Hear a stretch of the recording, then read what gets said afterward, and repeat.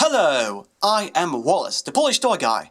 Thank you for joining me in today's video, which is recorded on 26th of December evening, and I hope that for those of you who actually celebrate Christmas holidays, this was a good time with family, nice but optional gifts, and a moment to sit down and just relax before the next year. I know this all worked out for me, though I did catch a mild cold, so right now I'm still on medication. My voice sounds slightly rusty, slightly muffled, not good like I would like to, but I just couldn't resist recording anymore. I was trying to record something for the last 4 days, and I think right now I'm feeling fit enough to actually try and do something. And as you can see on the screen, what I originally intended to record was the Transformers Titans Return Deluxe Hardhead, but I changed my mind after today's visit to my brother's house, where in the middle of watching a movie, suddenly we experienced a blackout, so we spent around half an hour in darkness lit only by a few candles,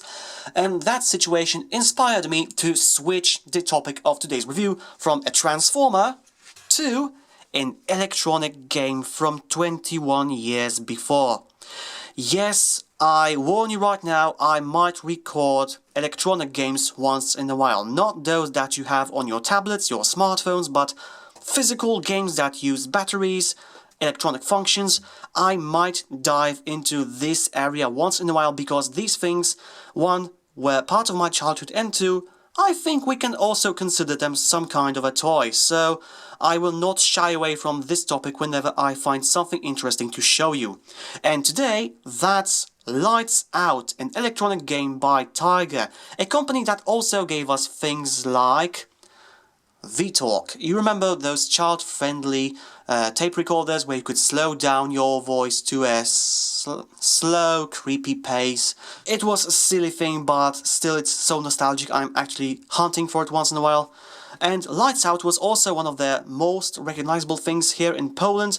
I actually saw this game when I was a kid at my friend's house, when I was, I think, still in the elementary school, and I thought this was cool enough that I wanted to have this myself whenever I could get it. So a few years later I found it on an auction site, and now I'm happy to have it in my hands because this is both nostalgic and still fun to play with. So without any further ado, let's look at Lights Out. So first, before we talk about playing this game, let's take a look at the casing, which I do find nice. This is a 1/4 kilogram plastic device that is made out of mostly grey plastic painted over with silver. As you can see through some of the scratches, I am not lying, I am the second or perhaps nth owner of this.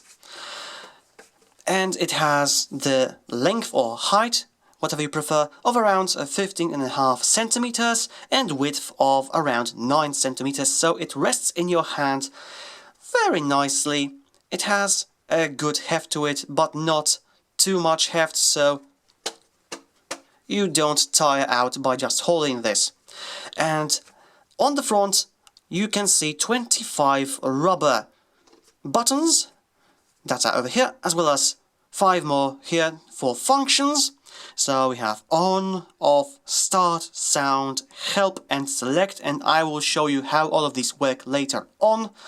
On the back we have some information about the production values, including the date of manufacturing, what are the power properties, what it was made, and below that we have this hole for the speaker, and here we have the battery compartment, which I do like because you can't lose it like I did on my Game Boy Color, my Game Boy Advance, and many other devices. It's made in a way that it is permanently attached to the casing unless you actually want to break it away. And this game is powered by 3 AA batteries. And I have to say, I like the overall shape of this. It's not very angular, so you can't really hurt yourself with this unless you are throwing it with a really big power. I like this wave finish here. And the best part are the buttons, which light up, like I said. And you know what, let's actually light them up, because I think we talked about everything that requires talking about. So now let's turn it off. And better prepare your ears because... yes! Am I the only one who is reminded of the start sequence for GameCube with this?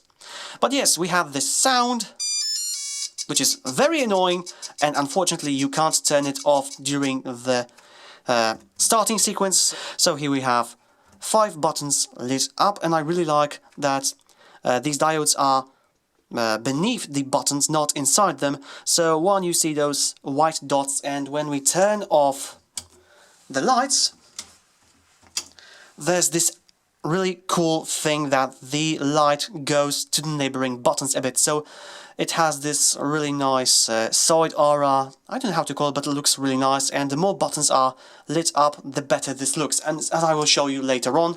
But this is our starting position. And as you may have figured out by now, the idea is that when you start the game, the buttons are lighting up in some pattern, and your mission is to pull them all out.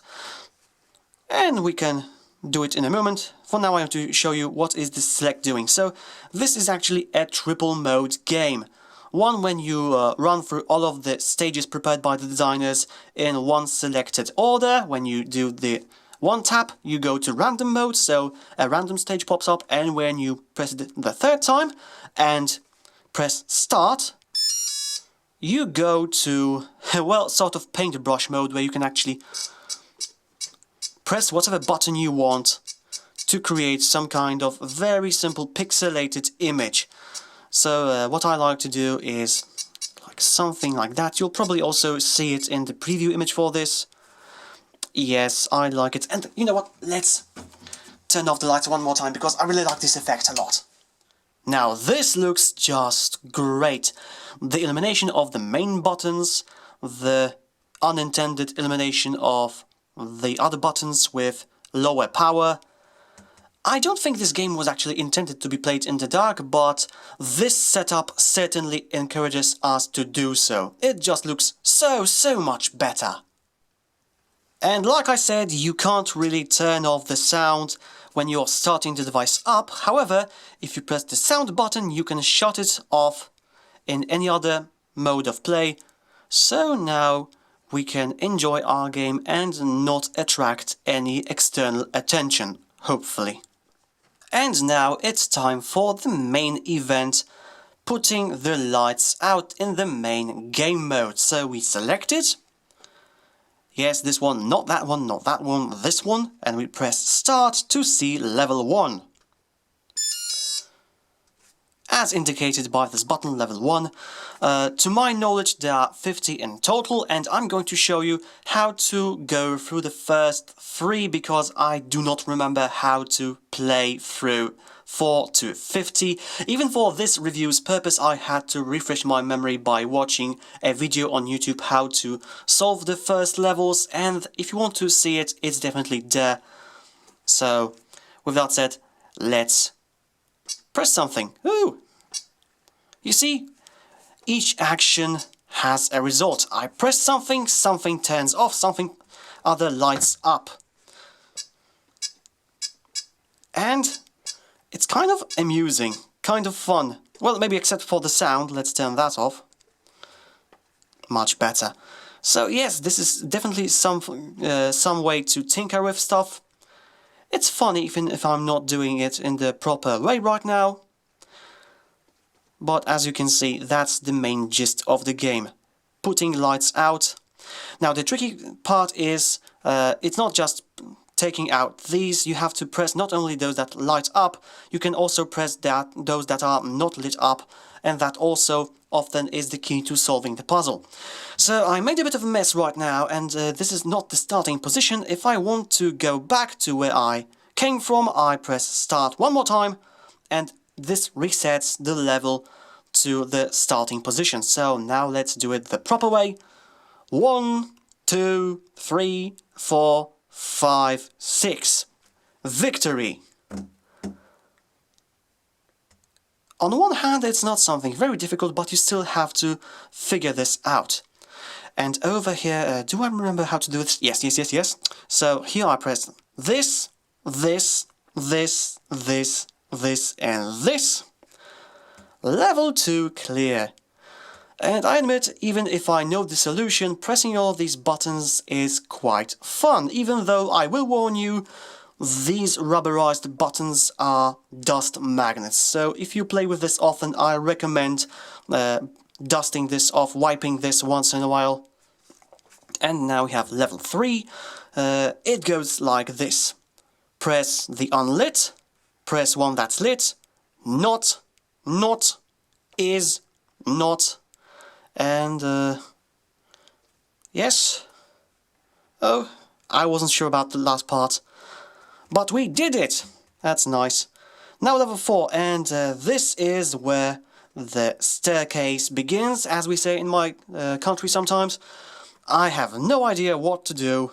I'm just shooting at random places. Yes. And I don't think I'm going to finish this level on screen because, like I said, I honestly have no idea what I'm doing right now. But it's still funny. It's really an interesting game to play, and the more time you spend on one level, the bigger the satisfaction of actually completing it. So this is definitely a fun way to spend spare time. Another cool feature of this game is that it has a sort of autosave. When you turn it off, like so, and you turn it on again, that sound. And you select the main mode again, you start not from the very start, but from the last level you began and haven't completed, and this will continue until you actually pull out the batteries so that the internal memory of the device resets itself.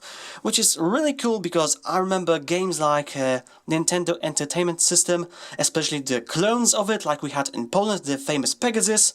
Each time you started the device, you had to start the game from scratch. And sometimes it was cool, sometimes it was frustrating to go through all of these levels over and over again to come back to the place you last ended at. So this is a nice feature, and what happens if I press this? Interesting. Yes. But let's go back here for one more feature. Hello level 4 again. Let's try the help button, which should tell me where to start my journey to the end of the level. Over here, okay, fine. So, yes, as you can see, this has a bit of handicap available, but the problem is this handicap only works for the first move. You have to figure out the rest on your own. Still better than just being completely alone. Oh, really? Is that... I honestly did not expect to finish that level on camera. That is a nice surprise. And now it's time for comparisons, so let's start with some Transformer toys. So here we have, again, Titans Return Deluxe Hardhead and Furos, and here we have Combiner Wars Voyager Cyclonus. And for not Transformers, here we have the first generation Toa Tahu from Lego Bionicle and SH Figuarts Super Mario. And for everyday objects, here we have a typical DVD case, $1 note, €1 coin and the common cola can. And as you can see, after some time of not doing anything with the device, it will automatically shut itself down. And to finish off the comparisons, here are two more electronic devices that I want to review in the near future. To sum it all up, Tiger Electronics Lights Out is a fun toy/electronic game even so many years after its release. Its gameplay is simple yet quickly addicting, looks great in low-lit rooms, and just offers a rather unique and tactile playing experience in a time where increasing number of games we play are on the screens of our devices, and while it may not be as advanced as they are, it certainly does not feel inferior in terms of entertainment value, just positively different, and I honestly think this game could be enjoyed both by children and adults alike as long as they seek a challenge, which Lights Out definitely provides. And if nothing else, this is still a nice collectible to put on your shelf. If you find it, give it a chance, it's worth it. And that's all for this video review. I will be back with the next one soon. And until then, stay well. Thank you for watching.